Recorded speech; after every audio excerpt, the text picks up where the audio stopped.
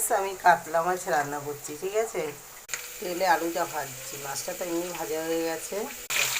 আলুটা ভালো করে ভেজে নামাতে হবে। কষাবো, একটু সাদা জিরে দিয়েছি আর লঙ্কার গুঁড়ো দিয়েছি ফ্রেন্ডস, হলুদও দিয়ে দিলাম। দেখো এগুলোকে দিয়ে এরকম কষাতে হবে সুন্দর করে। একদম কষানো হয়ে যাবে, তারপর জল দিয়ে দেবো ফ্রেন্ডস। হলুদ লঙ্কাটা দেওয়া হয়েছে, এখন একটু ভাজা হয়ে গেছে, এখন জল দিয়ে দেবো ফ্রেন্ডস। আমি এটা জল দিয়ে দেবো, অল্প করে দেবো, বেশি জল দেবো না।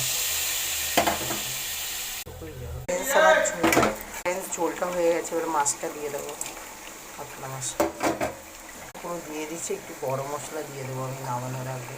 এবার আমি একটু গরম মশলা দিয়ে দিচ্ছি উপর দিয়ে, তাহলে খেতে টেস্ট হবে, খুব ভালো হবে খেতে। দিয়ে দিয়েছি গরম মশলা। কাতলা মাছে একটু গরম মশলা দিলে নামানোর আগে সেটার টেস্টই আলাদা হয় খেতে।